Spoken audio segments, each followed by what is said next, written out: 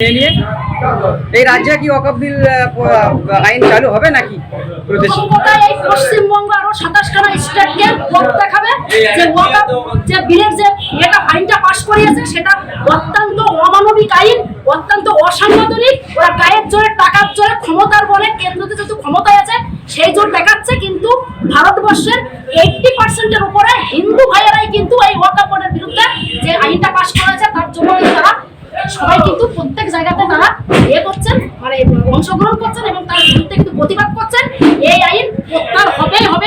আমাদের বাংলার জননেত্রী আরো 27খানা রাজ্যকে দেখাবে যে এই আইন কোনো রাজ্যে কোনো রকম ভাবে গ্রান্টেড হবে না। বিজেপির এক নেতা একজনকে বলেছে যে দাড়ি ছিঁড়ে নেবো, এটা কি বলা উচিত? দাড়ি ছিঁড়ে নেবে এটা তো বলেছে, আমার মনে হচ্ছে টাকলা করেছে ও তো টাকলা করে ওই কি জানো না কৌস্তব বাগচি। অ্যাকচুয়ালি ওর তো এখন যা পরিস্থিতি শুধু মাথা টাক করবে, ওকে থাকতে হবে, কারণ বাংলার মুখ্যমন্ত্রী ক্ষমতায় ছিল, এখনো থাকবে, আগামীতেও থাকবে। অতএব কৌস্তব বাগচির মাথার চুল জীবনেও ছাড়ার কোনো সময় পাবে না বা ওর সুযোগটা কেউ বাংলার মানুষ দেবে না। বাংলার মুখ্যমন্ত্রীর নামে এবং আমাদের বাংলার যে কোনো সম্প্রদায়ের মানুষের মানে বিরুদ্ধে যদি ভারতীয় জনতা পার্টির নোংরা কোনো ভাষা বলে, আমার মনে হয় বাংলার মানুষ তাদেরকে ছেড়ে কথা বলবে না, কারণ বাংলার মানুষ অশান্তিকে তারা পছন্দ করে না, তারা শান্তিপ্রিয় সমাজ তৈরি করতে পছন্দ করে।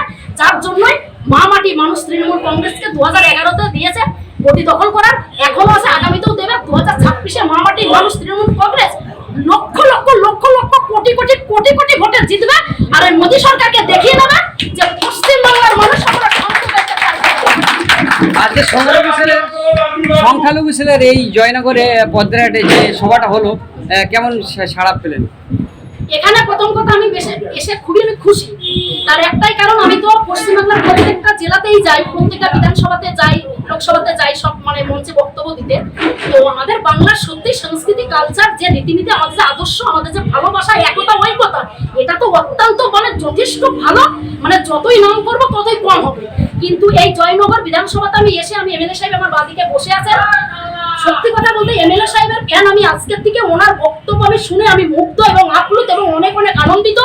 আর জয়নগর বিধানসভার প্রত্যেকটা কমিউনিটির মানুষকে একটা কথাই বলবো, আপনারা অত্যন্ত ভাগ্যবান, তাই এত সুন্দর এমএলএ সাহেব আপনারা। কিন্তু পুরোটাই কিন্তু কনসেপ্টটা রয়েছে 2026 বিধানসভা ইলেকশন। এখন কোন জায়গায় একটু ভোট যদি পাই, সেখানে হিন্দু মুসলিম ছাড়া কোনো কনসেপ্টের মধ্যে নেই। আমার বাসায় অনেক আমার ভাই বোনেরা আছে, ডান সাইডে আছে, এই পবিত্র জয়নগর বিধানসভা প্রত্যেকটা পরিবারের কাছে যায় এবং আমাদের আওয়াজ যায়। আপনাদের সচেতন হতে হবে, আপনাদেরকে মনে করতে অ্যাক্টিভ হতে হবে, আপনাদেরকে বুঝতে হবে এই মমতা বন্দ্যোপাধ্যায় যদি তোমরাই ক্ষমতায় না থাকে আমরা কিন্তু রাস্তায় চলতে পারবো না। আচ্ছা, একটা দেড়টা দুটো আমি আসি কিন্তু অনেক দূর থেকে মিটিং সেরে, কিন্তু ভারতবর্ষে 28টা রাজ্যের মধ্যে আমার পশ্চিমবঙ্গ সেফটি সবদিকে, সেটা কার জন্য? আমাদের জননেত্রী মমতা বন্দ্যোপাধ্যায়ের জন্য। মুর্শিদাবাদের একটা ঘটনা সংক্ষেপে বলি। মুর্শিদাবাদে এটা প্রথমে কিন্তু সুপ্রিমকোর্ট বলেছিল যে মুর্শিদাবাদকে নিয়ে আমার একটা খেলা আছে। কি খেলা সেটা অনেকে বুঝতে পারেনি, কিন্তু খেলাটা সুপ্রিমকোর্ট থেকে কি আছে? এত ইচ্ছাটাকে নিয়ে অনেক সময় মোদী জিতে, কিন্তু ওদের খেলাটা কিন্তু সাকসেস হতে দেয়নি আমাদের মাননীয় মুখ্যমন্ত্রী। কারণ ওখানে হিন্দু মুসলিমের একটা বিভাজন করার চেষ্টা করেছিল, কিন্তু আমার কাছে একদম পারফেক্ট নিউজ আছে। ওখানকার মুসলিমরা বলেছে হিন্দুদের জন্য যদি জানও দিতে হয় তবুও এই মুর্শিদাবাদের প্রত্যেকটা মুসলিমরা হিন্দুদের পাশে থাকবে। আগেও ছিল, এখনো আছে, আগামীতেও থাকবে। এর জন্য আলাদা হাততালি হয়ে যায়। এটাই হচ্ছে সম্প্রীতির মাটি, এটাই হচ্ছে ভালোবাসার মাটি, এটাই হচ্ছে নজরুল ইসলামের মাটি, এটাই হচ্ছে কবি রবীন্দ্রনাথ ঠাকুরের মাটি, তাই তো? আরেকটা কথা আপনাদেরকে আমি বলি, দেখুন 2026-এ ভোট আসছে, আপনাদের একটাই কিন্তু প্রমিস করতে হবে প্রত্যেককে, কে কি বললে একদম কান দেবেন না। এই মাটিতে অন্যায়ের বিরুদ্ধে ন্যায়ের পক্ষে প্রতিবাদ করার অধিকার আমাদের। স্কুলে যেতেন, এটা হচ্ছে সেই সম্প্রীতির ভারতবর্ষ, এটা বিজেপির প্রধান সম্পত্তি নয় ভারতবর্ষ, এটা 140 কোটি মানুষের এই সম্পত্তি, 140 কোটি মানুষের দেশ, 140 কোটি মানুষ সমানভাবে মাথা উঁচু করে বাঁচবে। যারা হয়তো আমি আর বক্তব্য দিতে পারছি না, আমার একটু বলার প্রবলেম, একটু কথা বলতে কম করেছেন ডাক্তারবাবু। আপনারা সবাই এসেছেন, আপনারা প্রত্যেকের বক্তব্য শুনেছেন। আমার আগে যারা বক্তব্য দিয়েছেন তাদের বক্তব্য অত্যন্ত ভালো, কারণ ওনাদের কাছ থেকে আমাদের শিখতে হবে। আমি অনেক আশা নিয়ে আমাদের এমএলএ সাহেবের কাছে একটা কথাই বলবো যে এমএলএ সাহেব আপনি কিছু বক্তব্য রাখবেন সবার মাঝে। আজ আমার অনেক ভাগ্য ভালো যে আমি আপনাদের এমএলএ সাহেব, আপনাদের অত্যন্ত জনপ্রিয় এমএলএ সাহেব, আমি ওনার বক্তব্য শুনবো।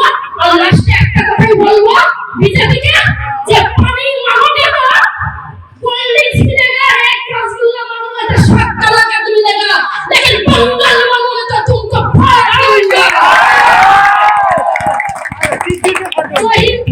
जय भारत, वंदे मातरम, वंदे मातरम,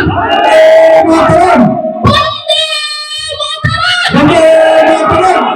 तृणमूल कांग्रेस जिंदाबाद, तृणमूल कांग्रेस जिंदाबाद, बांग्ला রোগী কন্যা জননেত্রী মমতা বন্দ্যোপাধ্যায় জিন্দাবাদ, বাংলা রোগী কন্যা জননেত্রী আমাদের বাংলা রোগী কন্যা মমতা বন্দ্যোপাধ্যায় জিন্দাবাদ, অভিষেক বন্দ্যোপাধ্যায় জিন্দাবাদ।